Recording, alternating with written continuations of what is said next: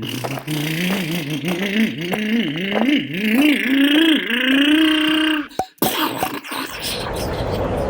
hat! This is the EzRun brushless system combo. It's actually a very nice combo. It's the EzRun Max10 ESC, 140 amp, and the 3665 motor. So these are replacing the 3660s for this. Now you can still get a 3660 in the Quicrun, which are very nice. This one's just 5 millimeters longer. Generally, the way Hobbywing rates them, which I love the way they not rate them, they labeled them is it's 36, that's the diameter, and 65, that's the length. And it's they're rounding the number. This is the rotor. One of the things that I found interesting about the rotor is you have a lack of 20 billion shims. There's just this one right here, and that's it. Yeah, usually, there we go, don't lose it. This one goes here. And then this part back here, this I also found interesting. So that's where it's balanced. And this goes at the end. More than likely, this is probably for the sensor board. But it is very nice, very well made. I do like it, 4-pole motor. Has, I don't know what the markings are, but there's a white marking and then a purple marking. Not sure if any of you know, put it in the comments. I would appreciate knowing what that's for. But here we go. So it is a 5 millimeter shaft. The magnet's actually a pretty good size. Let's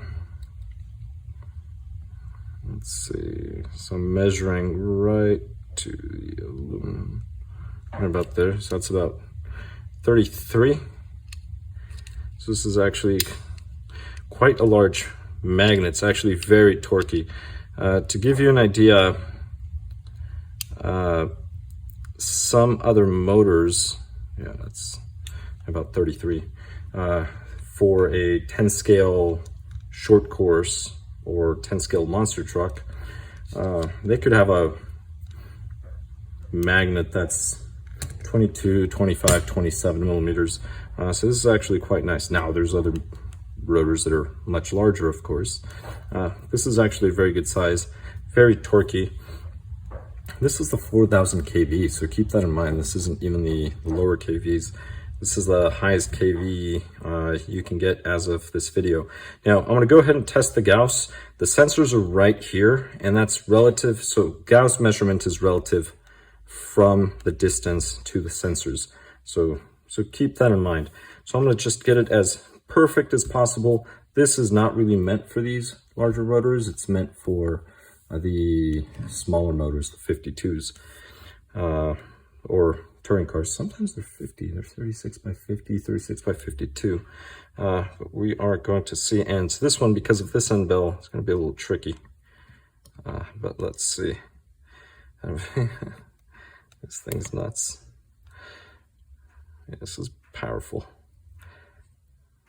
All right. So it's over 2000. So that one's reading 2090. The bottom's reading 2021. Even if I reset, that's what we have. I'll spin it to the other set of magnets. So this is a 4-pole. I'm actually between the magnets. There we go. So we're looking at over 2000. So what I meant is, see, right here, there's no magnet, and that's where I was reading. So I had to just line up the magnets. So this is awesome.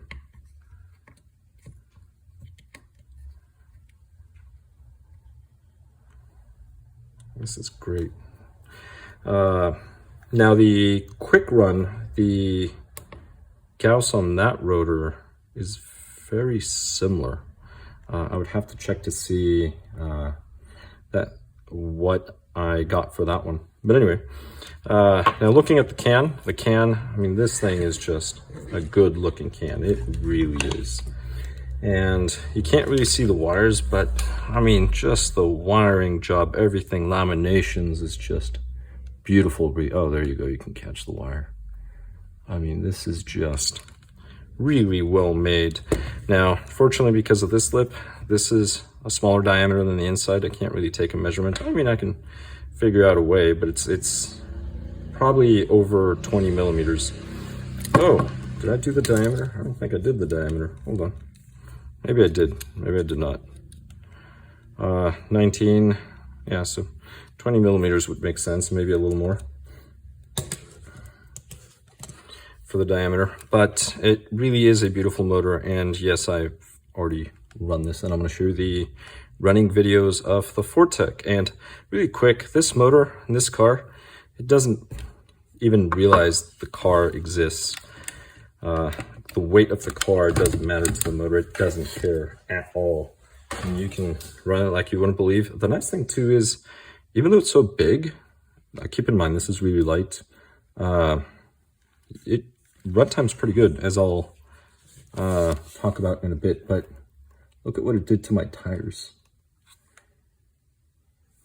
Check out the front. You definitely need to run. I'm running a spool. Always run a spool. I'm gonna have to rotate the tires. Always run a spool. But anyway, let's go to the running videos, and then I'll talk a little more about the video, the motor. It's a beautiful day out. Outside temperature, we're probably looking at about 59 degrees Fahrenheit, 19 Celsius roughly. I was trying to do some pulls, but to be honest, I gave up. It's just too difficult to do a speed pull in only 40 meters, so about 133 feet roughly, probably. And this is the only one I sort of kept and did, so you know, not that impressive, 3 point something. The issue is to try to get the most speed in that short distance, you just keep spinning the tires. Now always run a spool in the front. I'm running a spool in the front. And some of the other videos I never really emphasized that, but I decided that it's high time I start emphasizing that. Whenever you're doing speed runs, get a spool in the front differential. 1, it'll save your tires. 2, it'll accelerate better. And 3, it'll track better. If you have an open diff in the front, it's bad news bears. You can also destroy your tires. You'll get one tire slipping more than the other. Here, I mean, it really wore out my tires. I wouldn't be surprised if 3 packs, no, maybe 5 packs, I'd probably blow the tires out. Just really depends on how you drive it. But as you can see, this thing is very, very quick. I did decide to do some speed runs just for kicks. Keep in mind I'm running the stock radio, so I can't really drive it very far, but I consistently got 83 kilometers per hour, which is about 52.8, say 53 miles per hour. Unless you really want to round down to 52, which, you know, would make sense if you're going for top speed, round down. The reason why I removed the GPS, well, that one, the one for drag, is there's no need, and if I crash or something, I'm just risking that thing flying off. So I'm just going to keep this one and keep going. I mean, one of the slow speeds that I got was 75, but I wasn't running at the same length or as hard, so keep that in mind. But then after that, it was just consistent 85, 85, 85. Keep in mind this is on 2S, and the battery pack that I'm running is a Gens Ace Redline 6000 milliamp hour LiPo battery, and again 2S, 5mm bullet connectors. That's what it uses. It's actually one of my preferred batteries, and I say one of my preferred batteries because there's some other nice batteries, you know, not too expensive, very good, but I really like the Redline. Yes, the regular Gens Ace, those are pretty nice too, but those are 4mm. I prefer 5mm. But it's a great pack with this motor. I mean, you could, and that pack, I know this is a big system, but a 4-Tec is really light, really light. Just running the car, using and abusing it the way I'm doing, you can easily get over 10 minutes of runtime on that pack. I have not tried the 8200 milliamp hour battery because it's heavier. Usually puts too much weight on one side of the car, and it makes it a little more challenging to handle. But I think I'm going to put it on the corner scales and see if I can manage with the other one. And the system, to be honest, is so powerful. If I had to add some weights on the other side to balance it out, it wouldn't care. So I did try running it as close to non-stop as possible for 5 minutes, but I failed, and well, you're gonna see why in a bit, but kept losing traction. I kept pushing it too much, to be honest. It's driver error, and it's right here. Oh, there we go. Luckily that Maverick caught the car, but a dog bone is popped out a little, so I'm gonna have to just wedge it out. There's the GPS right there, but there's the dog bone, so I'm gonna have to go fix it. I'll be right back. Good thing that Maverick was there to catch it.